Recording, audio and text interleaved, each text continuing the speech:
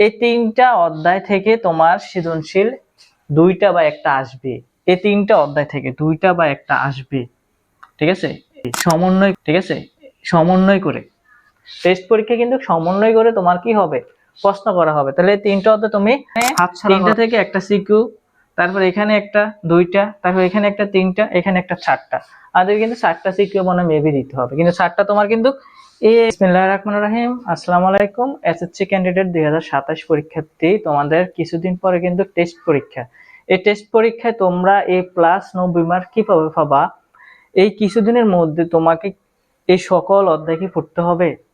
তুমি পরীক্ষায় টেস্ট পরীক্ষা দিতে গেলে তুমি যদি এই সব অধ্যায় টোটালি ভালোভাবে পড়ে পরীক্ষা হলে যাও, তাহলে তুমি কিন্তু 90 মার্ক বা A+ পাবে না।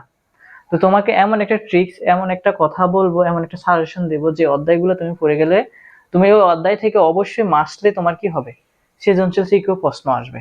তো প্রিয় শিক্ষার্থীরা, তোমরা যদি রসায়নে A+ পেতে চাও, তাহলে অবশ্যই তোমরা ভিডিওটা স্কিপ না করে দেখো কোন কোন অধ্যায়গুলো তোমাদেরকে ভালোভাবে পড়তেই হবে, ওইগুলা থেকে মাসলি আসবে, এইগুলার বাইরে কোনো প্রশ্ন আসবে না। এইগুলা থেকে তোমাদেরকে সবচেয়ে বেশি প্রশ্ন করা হবে। সেক্ষেত্রে এই 12তম অধ্যায়, 1 থেকে 12তম অধ্যায় আমাদের টেস্ট পরীক্ষার জন্য আমাদের পড়া লাগবে না। তো আমরা কোন কোন অধ্যায়গুলো পড়বো তোমাদেরকে স্যারে বলে দিতেছি। দেখো, এখানে মাসলি হচ্ছে যে মূলের রসায়নের ধারণা যে জিনিসটা, যে অধ্যায়টা আছে, এই অধ্যায় থেকে সিকিউ একেবারে আসে না। তো তুমি এই অধ্যায়টা, মেইন বইয়ের অধ্যায়টা তুমি রিভিশন দিবে। রিভিশন দিলে হচ্ছে তুমি কি হবে, তোমার কি উপকার হবে, তোমার এসকিউ, যে এমসিকিউ এবং ক নাম্বারে যে প্রশ্নগুলো আসে, এগুলো থেকে তুমি কিন্তু মাসলি পেরে যাবা। এই পদার্থের অবস্থা, এখান থেকে একটা প্রশ্ন আসবে, ঠিক আছে? এটা হচ্ছে তোমাদের টেস্ট পরীক্ষার জন্য এই অধ্যায়টা পড়বা। পদার্থের গঠন, এই অধ্যায়টাও টেস্ট পরীক্ষার জন্য পড়বা। পর্যায় সারণী, এটাও তুমি টেস্ট পরীক্ষা লাগে পড়তেই হবে। তাহলে 3টা অধ্যায় তুমি হাতছাড়া করা যাবে না। তারপর রাসায়নিক বন্ধন, রাসায়নিক বন্ধন থেকে একটা আসবে, খুব ইম্পর্টেন্ট, ঠিক আছে?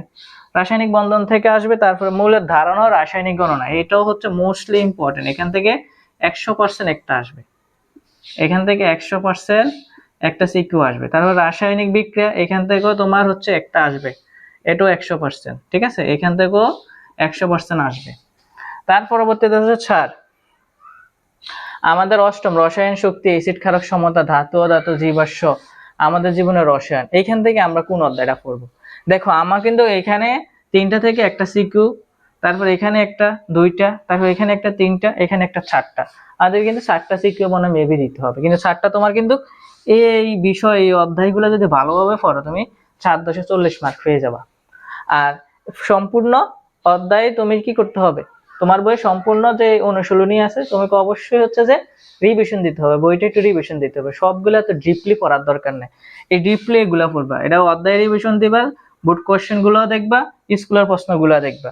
এগুলা থেকে তুমি যদি পড়া, তাহলে তুমি A+ তোমাকে আটকানোর মতন কারো সাধ্য নাই, ঠিক আছে?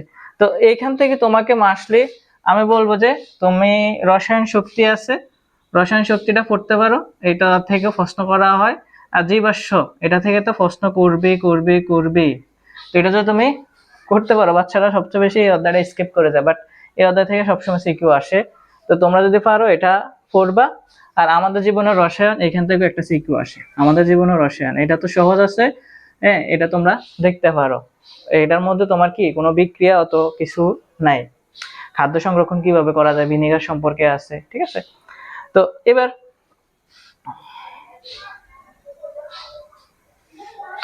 প্রিয় শিক্ষার্থীরা, তোমরা এই রসায়নে যেরকম একটা সাজেশন দেওয়া হয়েছে, তোমার যদি ফিজিক্সেরও সাজেশন লাগে, তাহলে তোমরা অবশ্যই কমেন্ট করবা এবং বলবা